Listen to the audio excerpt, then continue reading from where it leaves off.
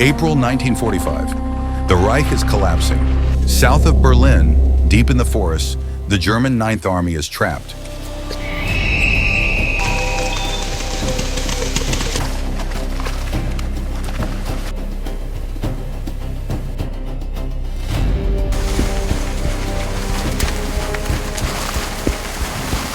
Nearly 200,000 men, women, and children surrounded, starving, and cut off from escape. Soviet tanks close in from every direction, sealing every road with fire.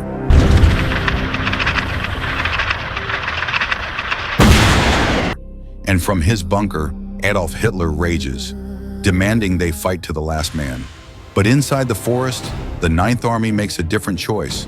They will attempt one final breakout, a desperate march through fire and steel. A march that will become one of the bloodiest battles of the Second World War.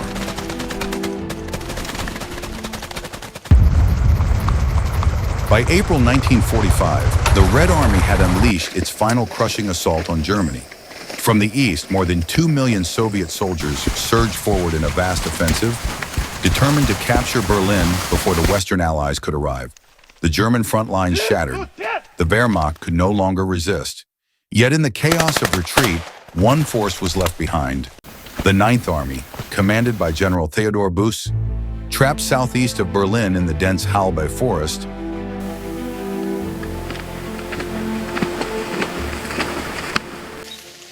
The Ninth Army numbered nearly 200,000. It was a broken and desperate mix. Battered divisions, fragments of panzer units, old reservists, Hitler Youth, and tens of thousands of refugees fleeing westward.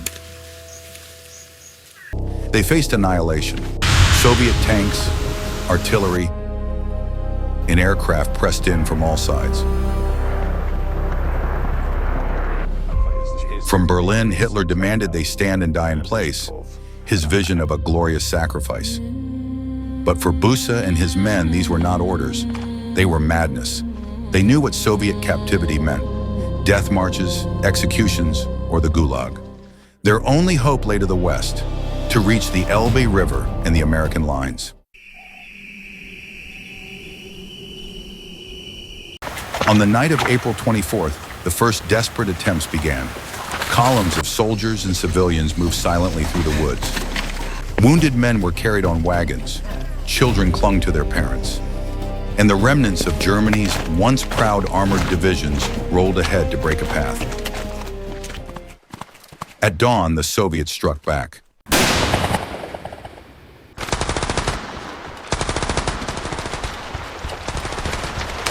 Every road, every clearing, every forest path was covered by Soviet guns. Katyusha rockets rained devastation.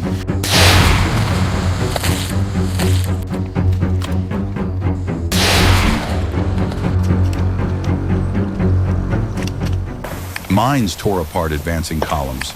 Tanks clashed at point-blank range in the choking smoke of the forest.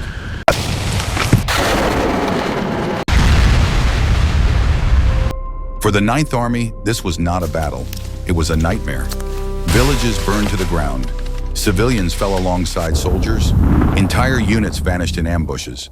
The forest echoed with screams, gunfire, and the thunder of artillery. Yet still, the columns pushed forward. Desperation drove the men onward. They charged Soviet lines with bayonets, machine guns, and the last of their tanks.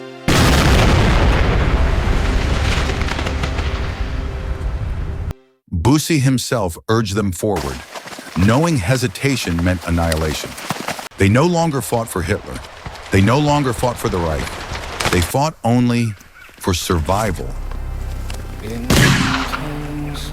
Each mile westward carried them closer to the Elbe, but the cost of every step was staggering.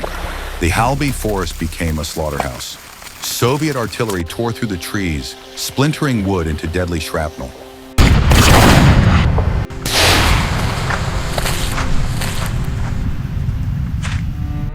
Columns of men and women became easy targets. Refugees fell in the firestorms. Mothers clutching children, old men dragging carts, all swallowed by war. The Soviets had prepared 3 rings of encirclement, minefields, fortified positions, layers of tanks and infantry. To escape, the Ninth Army had to break each one, and so they did, at a terrible price. Entire battalions wiped out, panzers burning in the night, hand-to-hand combat in shattered villages, where bayonets flashed in the smoke. Every day the pocket shrank. Food was gone, ammunition nearly spent, but still, they marched. The ground was littered with burned-out tanks, broken wagons, and the dead. The forest floor became a graveyard. And then, at last, some broke through. Scattered groups of soldiers, bloodied and starving, slipped west under cover of darkness. They crossed shattered bridges and burning villages until, finally, they reached the Elbe River, in the American lines. For those few, it was salvation. They were disarmed, marched into captivity, but it was captivity that meant life, not death. For most, however, the story ended in Halbe. Out of 200,000 trapped, only about 25,000 soldiers and several thousand civilians reached safety.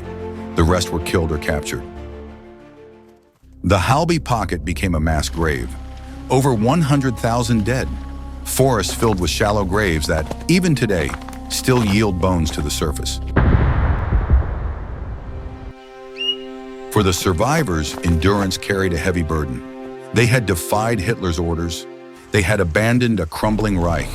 They had fought not for ideology, but for the lives of their families. The Battle of Halbe was not a triumph. It was a tragedy. The Ninth Army did not escape intact. It was shattered in the attempt. And yet, in their desperate march, a fragment of humanity was revealed.